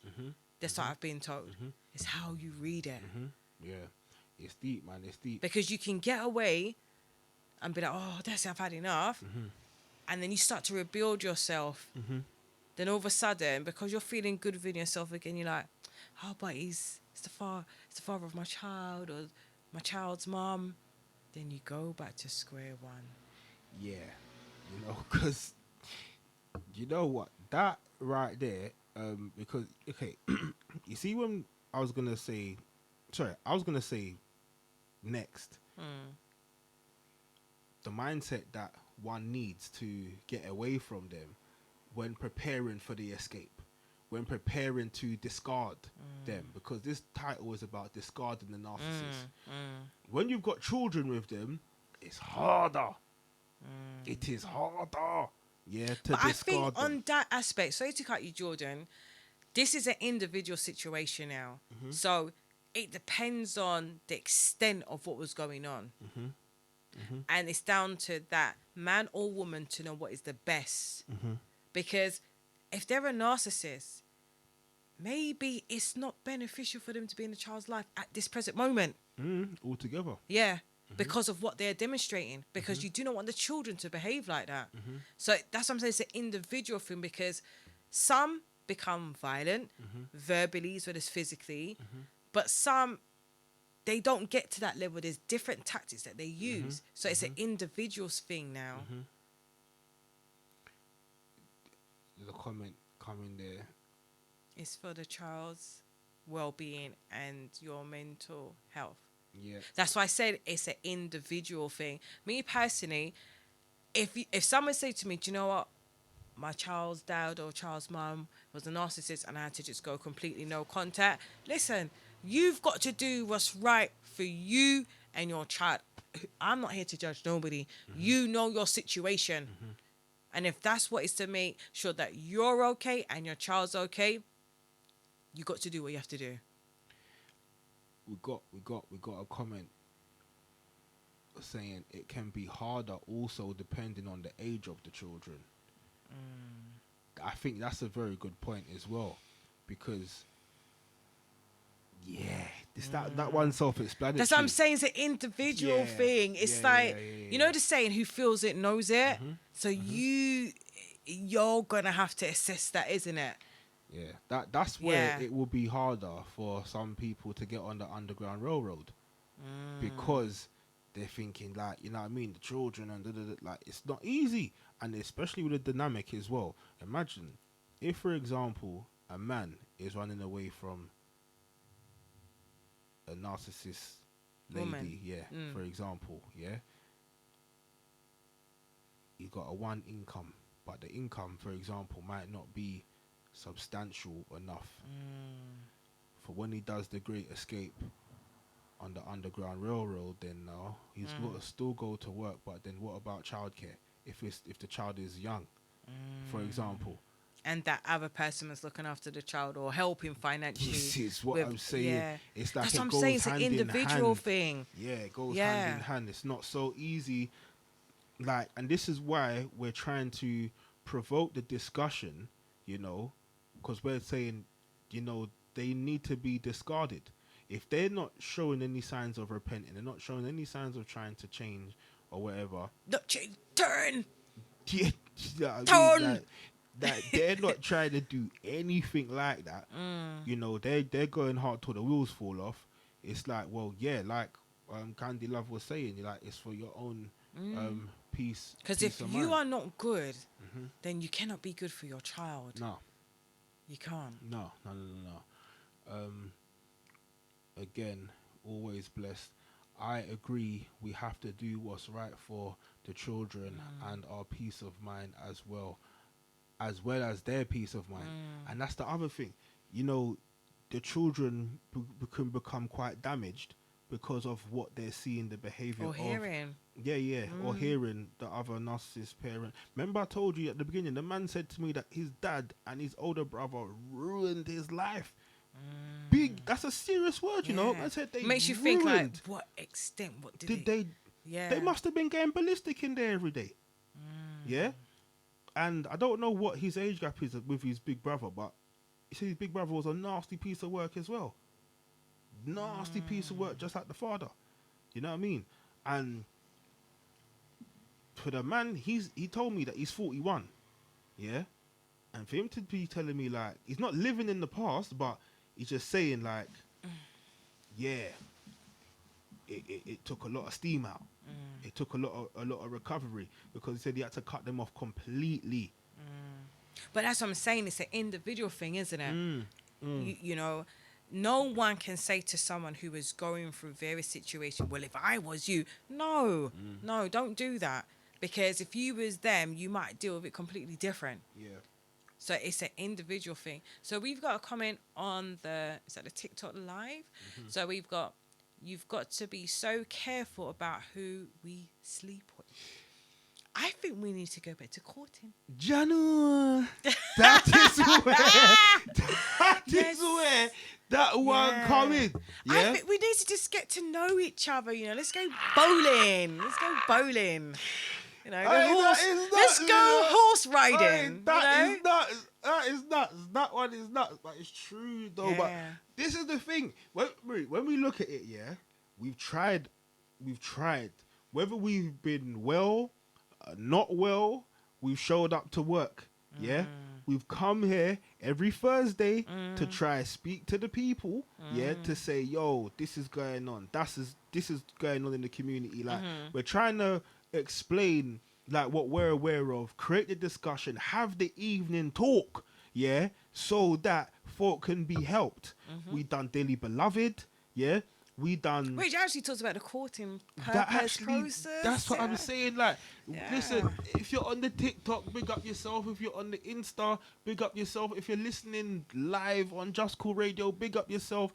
You can go to Just Cool Radio YouTube channel, yeah, To the video and section. You can go to the video section and you can scroll down. Yeah, it will say what episode it is. Yeah, and you can have a look for yourself. Yes. You will see we've got hours on hours.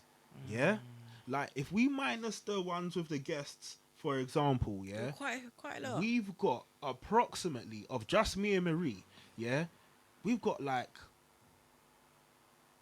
over 30 hours or 30 hours or do you know what I mean? Yeah. There's a lot of content. Like you can sit down for a day and change and listen. Yeah, we've discussed this kind of stuff, but as you cook your Sunday dinner, do the housework, iron the school uniform. Yeah, because that Or in the gym. That comment there was very, very serious. We gotta be so. It's the so. You know, she didn't say so. She said it twice. So we have to be so careful about who we sleep with. Yeah. Oh, glory. But at the same time, if you have been in a relationship with a narcissist, you do not know it straight away. That's the thing. No. That's the thing. Because some people might say, oh, so how did you get with him then? Why was you with him then? Oh, why was you with her? No, it's not like that. It's like it takes time. You might see some little, as Jordan would say, some funky stuff. However, it's like, okay, did I just see that? Oh, cool. But it's low level. It's so low level that you're just like, did she or he really do that? And you just kind of like side eye and that's it. But then after that, then it's like once they know you're hooked, that's when the mask, the clay paste fall off. Everything starts to come down. It's deep. You see, Marie made an interesting point when we were having a conversation prior to being on air, and Marie mentioned, this was in regards to when you're preparing for the escape, when you're preparing to discard them, show no emotion towards them. If they're they talking are craving to you, attention. Yeah, any kind of attention. So if you speak to them, no, okay. Blank. Yeah. For anyone who's watching, they just saw Marie's expression, and that was Oscar award-winning level demonstration. Just okay. blank, just blank. Blank. If they say, oh, do you know what? This happened at work today. Okay. Yeah. Yeah.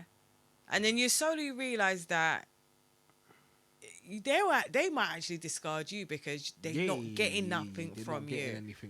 But I must say, if you discard them, because you was used to probably hearing from them, seeing from them, the interaction side to it, you may go through a withdrawal because they come like a leech. And it's like, as soon as you get up your phone's ring, you see it, so it's like you're deleting that now. But as you may go through a withdrawal, but do not give in. Do not give in. Because once you give in and you call or make contact, they will think that they've won and got you back where they want you to be. You just take your time. Just take your time. No contact. Block. Delete if you have to. If you have them on social media, delete them, block them, whatever you need to do. Because they will try to watch what you're doing. You who you're around. Block them. You got to block them, delete them, so they can't make no form of contact with you. And if they have things for you, it's one of those ones you're gonna either have a cut as a loss, because they will purposely not give it back to you because they want you to contact them and ask for it. It's either you go, I don't know, you might have to just cut it as a loss because they just want the attention. That's all it is. They want the attention. Oh, so where's my blue jumper that I lent to you? Oh, well, you're not getting it back. You're arguing. That's what they want. You're responding. You're getting upset. That's they want to see a form of emotion. You just got. You have to. You got to be strong. If you've got the strength to say, I've had enough, I'm going to block you, I'm going silent on you, then you have the strength not to contact. Because for you to take the step to block them and take yourself away, that's the biggest step. It's the biggest step. You know what? I know a man that was going through a situation like that where the woman was the narcissist, and he's not an idiot either. That's the thing. He's not an idiot, but even that sounds like a bit of a contradictory statement, contradicting statement or whatever. But he's not an idiot. You know what happened? The man was in his family house with his children's mother and whatever, and that was the house they had together, and then things didn't work out in that regard, and it just got It left. So he left, and said, you know what, at least if I'm out the house I can still see my children and whatever, and it was working like that, and then the woman started requesting for him to come back home and whatever, but it was quite, it wasn't conducive kind of thing. So, after a certain amount of time, he moved in with another lady, and that lady has children, and he got on with the lady had 4 children, but he was getting on with the older 2 who don't live there. He got on with them. But the two that lived there, the little ones, they were hard work. And long story short, the woman started to be hard work. Yeah. And you see, the man ended up in a bit of a spot of bother. Yeah. Who told him to be in a spot of bother? Because she would constantly remind him, yeah, whose house it is. She'll constantly remind him, like, but meanwhile, my man's paying more rent than her, you know. Like, certain little things, because, like, what, you forgot you got money for me? Like, them kind of stuff, and they were constantly arguing. It was so toxic. And long story short, when he said, this is long, and then he packed up his stuff, yeah, like, he needed to get a couple stuff at the house because he took what he could manage at the time. I needed to come back and get some more. He should have kind of done things in a different order, because his MacBook is there. He had like a camera that was there. He had some new trainers that were there that he hasn't worn yet. He had some jewelry that was there. I think you better call that as a loss. He had to just flush that down the toilet in his brain. Yeah, you just got gone. You got to erase that. Yeah, it was gone. You're not getting that it back. It was gone because it would have been too much drama to try and get the stuff back. Yeah. Do you know what I mean? And you know what? I am so happy for him now. And let me also make this clear. This is not over like a 1 year period where he was with the children's mum, then he's with this lady, and then now he's with someone else. This is over a longer period of time. Yeah. And this lady who he's with now is perfect for him. They've been together for a little while. They've been getting along, and it's so productive. The man is so much more peaceful because she is bringing peace to him. Yes. And her family have embraced him. Yeah. Her family's embraced the man whole heap. And I've looked at it now, and I'm just like, do you know what? As much as there's whole heap of narcissists out there, there's still good people out there, you know. Yeah, don't don't allow that to throw you off. Don't allow it. But I would also say as well, when you do discard silent treatment, remember, as I said, that's the biggest step you can make. Then I would suggest the next stages, from my research and people I've spoken to, you need some time for you. Don't be in a hurry to get into another relationship. Because depending how long you was with that narcissist person, depending how long and the levels that they had, the impact it had on you, you're going to need time to heal. You're going to need time to grieve that it's ended. You're going to need time to heal. You're going to need time to overcome feeling guilty. You're going to need time to overcome feeling ashamed. Because in your mind, you might think, oh my gosh, how could I allow this? You didn't. It's how they are. They creep in. So you need time to heal and to release. And it's just like Jordan has said, it's like they got who they prey on, they program them to a certain degree. So you've got to reprogram now. You've got to find who you are, overcome that. You may have might have to re-establish relationships with either your children, your family, because being with that person is so draining. It's so draining that you may have neglected those relationships. So you have to start all over again, rebonding, trust again, even down to your cat or your dog. You have to learn to trust again, because it is very disheartening. From what I've heard, it's very disheartening. It's like starting again. Starting over. But for you to take the step to say, block, silent, delete, you've done it. Now find you. And we have done some previous shows, like our first shows, Jordan, about identity. So if you need a bit of help, check out some of our previous shows that might give you some encouragement as you start your healing journey. Week number 1, week And number 2. 2. Yeah. You know what I mean? You're going back a long time there, but they're there. You know what I mean? They're there, and they're tools. These are tools. You know what I mean? We got like a library, we got an archive there. You know what I mean? Where we are, giving gems to our community and stuff like that, as well. But yes, it's about identity, and that's the thing. It's about the bigger picture. Is if we're gonna look at the bigger picture, yeah, God has got a great plan for your life, yeah, and the devil It's has trying to got stop it. every intention to stop you from being who God wants you to be. Which means you're going to be very powerful and Oh, effective in That's the right. earth. That's right. That's right. That's right. And sometimes these characters are agents, yeah, who are on assignments to try and stop you from getting to where you need to be. They try to delay you. Yeah, they come to delay you. Come as a roadblock. Come as a speed hump. Yeah, come as a puncher. Yeah, or whatever. Yeah, or they not even that they've come as a puncher. They've put the spikes in the road so you get the puncher. Yeah, because they're setting the trap.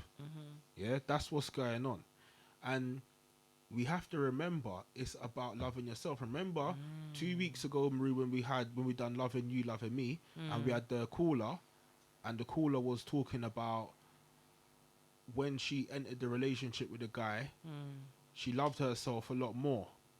And then once time progressed, it went down to about 20%. Then as time progressed, she didn't even love herself at all. And it's important that once you discard the narcissist and you begin your healing journey, is that you do begin to fall in love with who you are.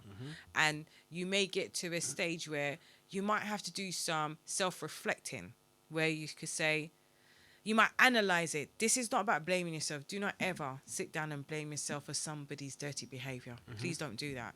But you might need to sit down and think, you will learn something about yourself, whether you was a bit too quiet in a particular area. I should have spoken up a bit more, or I could have been a bit more, I was a bit too laid back, so I need to be less laid back now going forward. There's things you're going to learn about yourself in a positive way, and it's for you to start to implement that in going forward. As I said, take the time to find you, to love you, to take care of your mind, your emotions again. Find a way, whether you have conversations with your close network of friends and family, to release.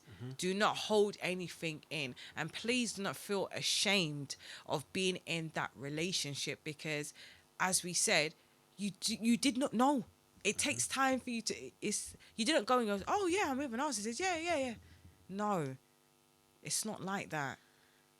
It takes time. They have to get their hook in. I mean, they think they've got you, then you see the behaviors come out. But as you come out, it's about you now. Your mind, your purpose, your life now. Let's get healthy.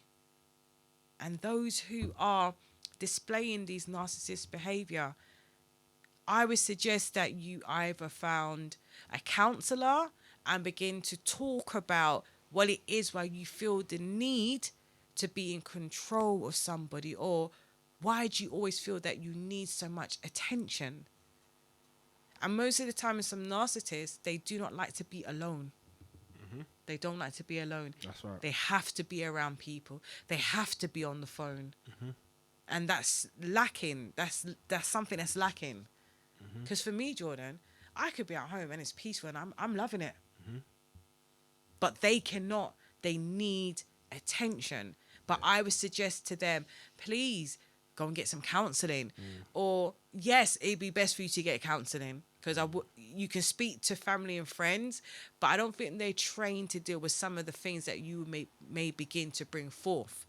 If you have been through a level of trauma, please go and speak to someone and find a way how to manage that, because you can overcome. Because a person who's displaying narcissist behavior, if you continue this way, you will end up in your very old age alone. No one will want to deal with you. Yep. It's very serious. Very serious. Do you know what? I want to just salute the Instagram crew right now because they're engaging a lot, and we've had some amazing comments and contributions come through. And I don't know if any of you would like to contact us and give us a call and add your points to discarding a narcissist. From what I'm gathering, there's a few people in the chat who have experienced helping. Yeah. They've got experience discarding a narcissist. Yes. Or they've got experience helping someone else discard a narcissist. So whether it's you personally and you don't mind speaking about it and sharing it with us, because we're shaming the devil here. Yes. Yeah, we're shaming the devil. This is not something to be embarrassed about. We're learning together. Yeah, about how we're gonna discard these narcissists, how we're gonna educate people not to sit and go through the torment and the turmoil. Because we've got our purposes to be taken hold of. We haven't got time to be in bondage and be imprisoned by people who are quote unquote supposed to be our partners, our lovers, our companions, our other halves. Yeah, we've got can take many, many years to show. Yeah, that's very, very deep. You see, when we had the comment over there about you got to be so careful. Yeah. Right here, we got it can take many. Yeah. Yes, that's what I'm saying. People's not just saying the word once; they're saying it twice. But that's what I'm saying too. If you have come out of a narcissist, abusive relationship, you cannot turn around and say, "Oh my God." Yes, you may feel embarrassed within yourself, but you have to understand, as it said, it could take many years. You did not go in and see it straight away. Yeah. You don't see it. We got because they can lay dormant and then pounce. That's deep. And the thing is, some of them will have children for you, not because they want a family, because it benefits them. Yeah. It benefits them. You think when they pick up the kids from school, they're helping you out? No, because it looks good for them. It looks good for them. Yeah, it's deep. Got traits always there, but they can make you question your whole existence. Yes. That's deep. Because you might say something to them and they're throwing it back on you. Or you could say, for example, I think they call it gaslighting. Yeah. Call it gaslighting, where you're questioning them and then they make you question the same thing that you're questioning with to make it look like it's you. Yeah. It's nuts. And then I would say things like, but why would you do that, bruv?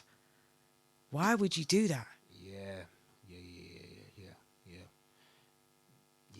We got another comment. Jen Beckford.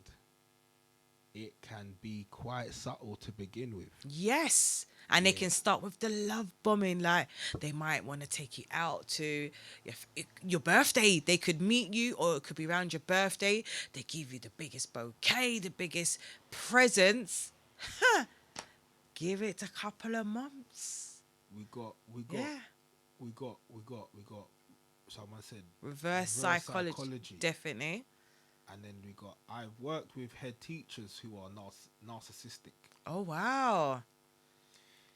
There's levels to this. Yes. There's it's levels. Not only in the romantic relationship, it can be in families. It can be a narcissist, mother-in-law, father-in-law, brother, sister, granny. It's levels to it. It's very broad. Yeah. It's very, very, very broad. It's very broad. There's a you know what, Marie? I just want to thank you for your comments and contribution to giving the advice to our wonderful listeners about them having some time for themselves. No, it's important. Yeah. It's so important. Them having time for themselves, because the problem is, after they've had time to heal and stuff, and then now we're moving forward. But it's still a process. Because even when it could be like 3 months down the line, you might get a thought. It may trigger, but it's not as bad as when you first disregard, first disregarded them, yeah, you do cut them off. It's not as bad, but you still need that time to just heal. You need that healing time. Do you know what? I've got another interesting comment here. It says teachers who felt that they were bad teachers just because of how the head teachers behave. That's nuts. It's true, because I know this stuff happens in the education system a lot as well, where a teacher might be showing signs of, I don't know, potentially becoming a head teacher. A teacher might show signs of, they're getting through to the children. They're doing certain things, or they've got ideas. Sometimes the head teacher will get intimidated by a teacher or another member of staff's ideas. Yeah. Yeah. And you will see it. And they will try to, yeah. It's crazy. It can be so it says it's a behavior that can be displayed by anyone. Sociopaths. Yeah, that's what they kind of link narcissists to from the research I was doing as well. And we have another one here comment that says we have to maintain and using forgiveness for ourselves. And 100%. That's another thing I was going to mention as well.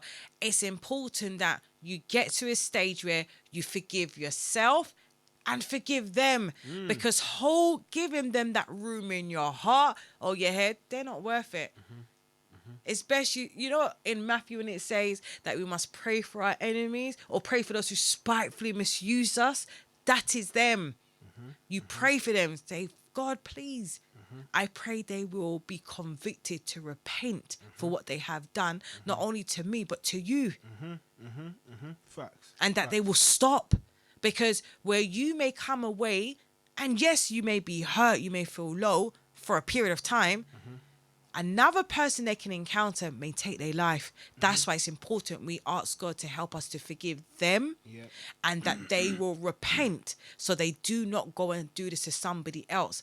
Because you may have left, and with the strength that you have can overcome. Another person may not, because of where they are coming from. So it's important that we ask God to help us to forgive them, and that we forgive ourselves as well. 100%. And just try to move forward. 100%. Just even on that same note, Marie, when you just mentioned the scripture, it's funny, we in our caption on our post, letting people know about discarding a narcissist, at the very bottom, it says, excuse me. In fact, let me just read a bit further up. Yeah.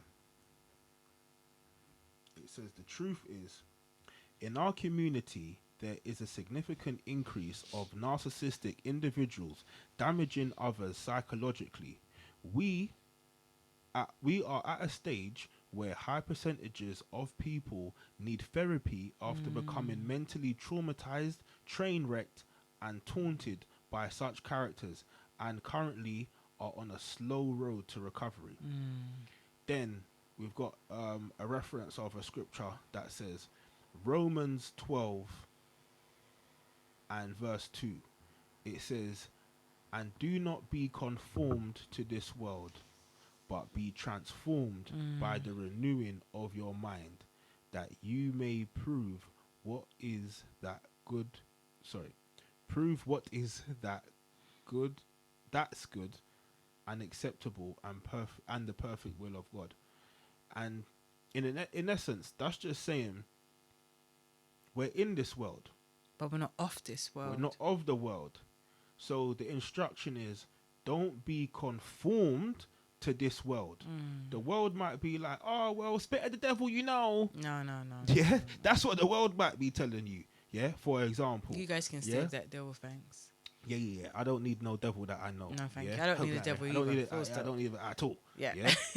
So don't be conformed to this world, but be transformed by the renewing of your mind. Yeah. So there's a renewal of the mind that has to take place. And especially when you're healing, that is exactly what needs to take place.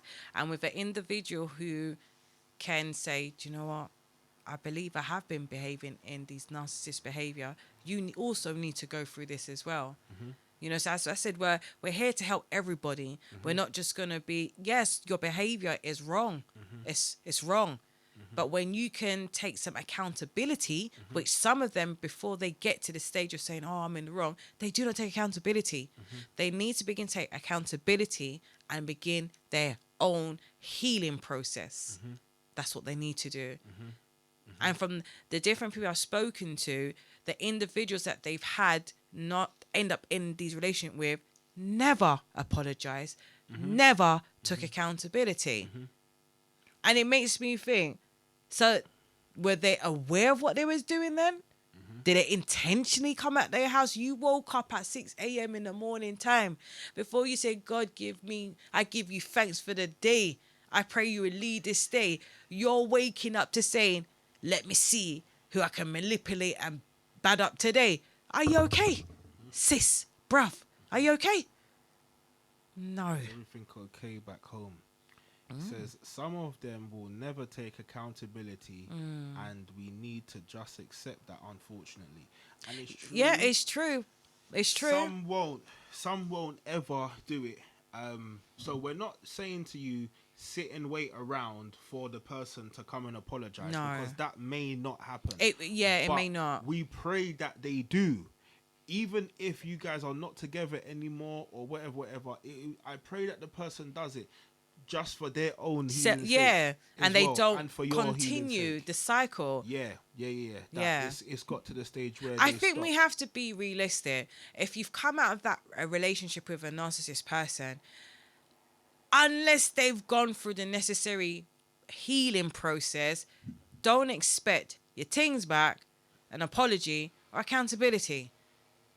You need to just get that out of your head. That's why you need to ask God to help you. You got to release them. Release them. You got, I don't want to be, I release the anger towards them. I release the release it. Because it's for your own well-being now. Release them and leave them to God. You know, the Bible says vengeance belongs to God.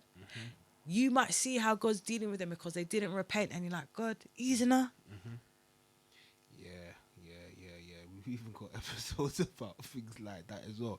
Remember, we got forgiven the unforgivable. Now we got hours, you know. we got loads. We got hours of the episodes. Yeah. Where we're exploring it. Do you know what I mean?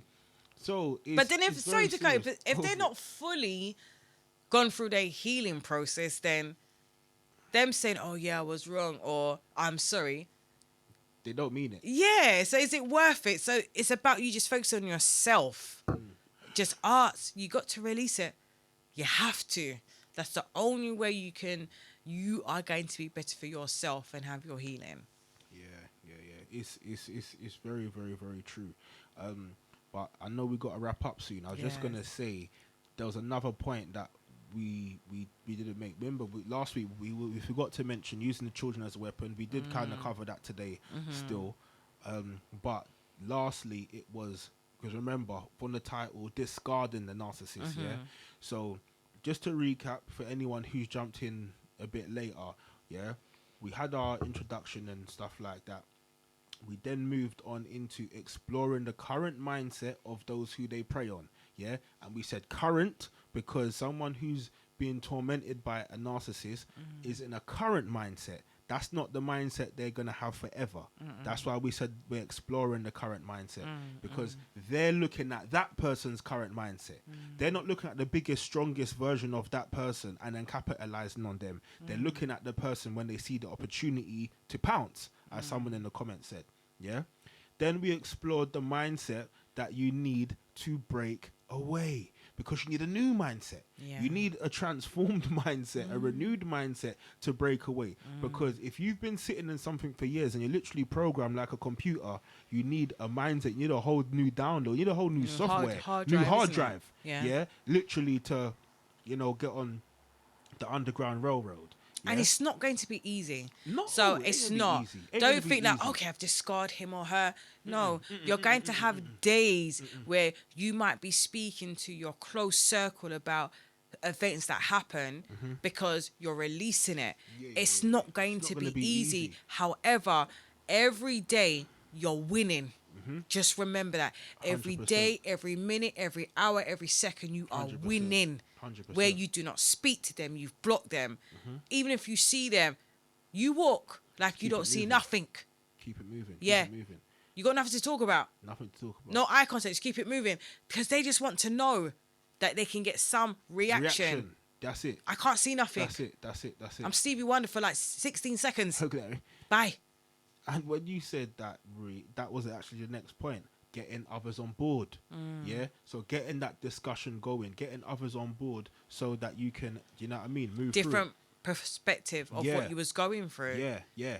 Then preparing the escape. There's certain practical measures that you would need to do to start preparing your escape, because it's not easy. You actually have to prepare escape. You have to have an actual game plan, of how you're going to get away from people who might show up at your workplace. Do you know what I mean? Get away from people who are going to show up at the children's school.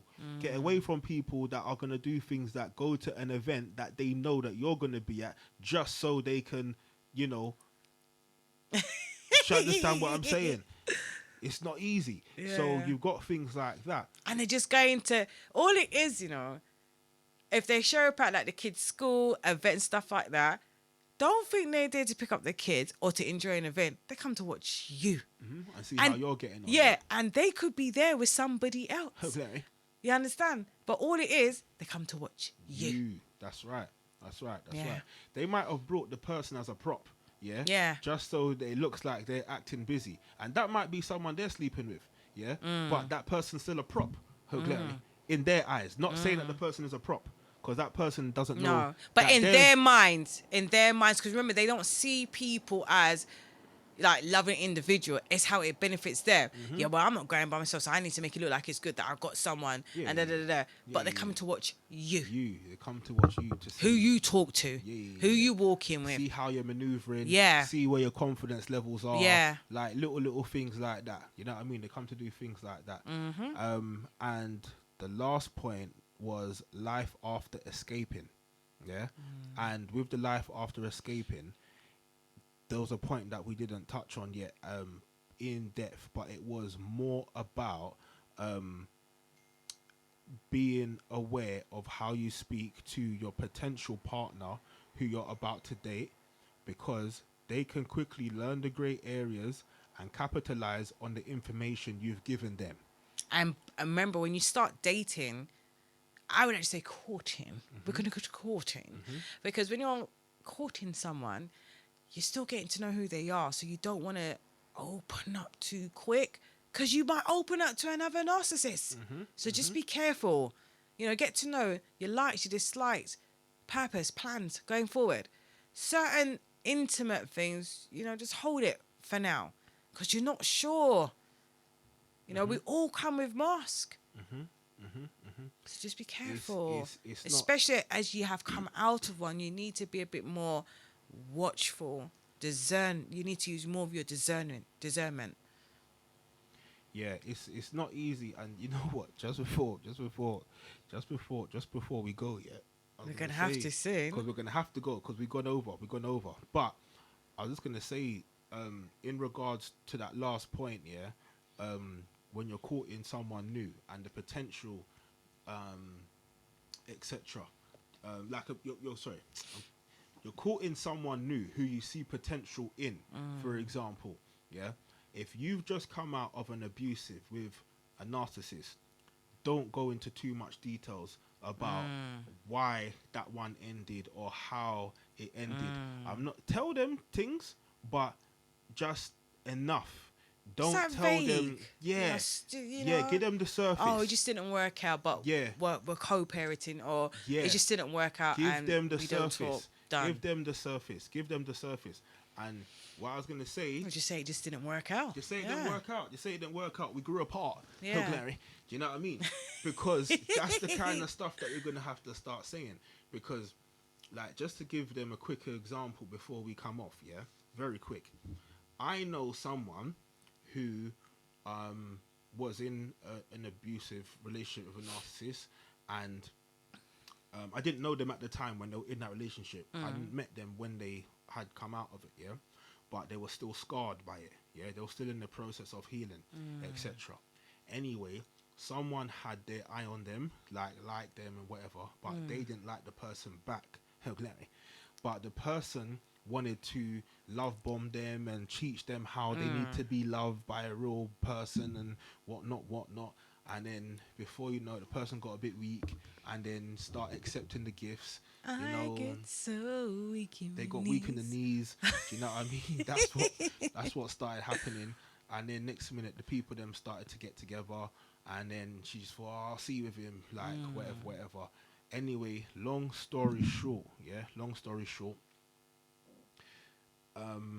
they've had some discussions about, you know, future plans. She doesn't agree with his perspective. He doesn't, you know, agree with her perspective. Yeah. And in a nutshell, she wants children. He doesn't. Yeah. And all he's done is basically tried to manipulate his answer. Oh yeah, I think I want kids now. And then next And minute, that's just like just suck her in, suck her in, hook yeah, her in. hook her in, yeah, keep her Because there. he knows that's what she wants. Yeah, That's her anchor her. weakness that she has. Anchor her for a little Yeah. while, and then after that, he just does. When she's hooked, then he just goes back to his ways. Anyway, long story short, it so come back to me that when she was replying to a message that I'd sent out about this particular show, I'm none the wiser. Yeah, I'm none the wiser. But the boyfriend has been like, oh, who's that? Oh, it's Jordan, like. it's just Jordan Okay. That, on Evening Talks. oh, no. Yeah. So, Empowering the people in the community. Empowering. That's all he's doing. Just Yeah, that's all he's doing. minding his business. Yeah. You know what I mean? Trying to help folk out here. So he said, yeah, like, he was just telling me about his radio show and stuff like that. Like, yeah. He goes, yeah. Why don't you go and have children with Jordan then? Oh. Okay. This is what I'm saying. This is what I'm saying. This is the problem that we're experiencing. Yeah. Told you they are very jealous. These people are absolutely Very nuts. They're absolutely jealous. nuts. But the thing is, that individual would never say that to my face. You know, because they who to know. frighten. They know who to frighten. They know who Yeah. to throw their little bars at, so they claim it's bars. Yeah. But there's some people, right, mate, and that's it. Yeah. Right, mate. But it's like, why would you say that? Why But would this you is do what that? they do. Why would you do that? Why would you But do that's that? what they do. This is what they specialize in. So anyone out there who has been in a relationship with someone like that, just be very careful when you're moving forward not to give too much information, because what you're indirectly doing is telling a burglar how to rob your house. You So wouldn't you're tell giving them them ammunition you to wouldn't knock say, you. yeah, we leave the back window open, and yeah, we don't lock the bottom lock. You know, all you got Just to do, give the dogs a couple of biscuits. twist the handle. Yeah. And then he'll run over and then you can just walk in. Yeah. Toss him a treat. Yeah, you're not gonna tell a burglar to toss your dog a treat. Yeah, do you understand what I'm saying? Yeah. You know, our CCTV cameras don't work. You're not gonna tell them that, Larry. Yeah, but then when it comes to when you're supposed to be securing your temple, Larry, we start telling them all kind of stuff, ways to break in, ways to capitalize, way to, you know, ruin our mind and stuff like that. It's deep. Steep. So I hope from today's program we've given you some food for thought, some helpful resources. And as I said before, myself and Jordan, we are not professionally trained in how to discard a narcissist. But through our research and conversations that we've had with different individuals, this is what we have learnt, and we're here to share and help somebody. So I hope today's show has been very informative and helpful to somebody, whether you're coming away from a narcissist relationship or you have had that light bulb moment and realize I have been behaving like a narcissist. So until next week, have a lovely and blessed week. And we are entering into September. So I hope mums and dads, all the kids are ready for school, because it starts back, I think it's next week, Wednesday or Thursday, one of those days. And children, it's about time, again, to get focused on another academical year in school. Let's get focused now. And let's be those leaders that we was born to be. So have a blessed week and a blessed weekend. And we'll see you next week. Bye. Bye.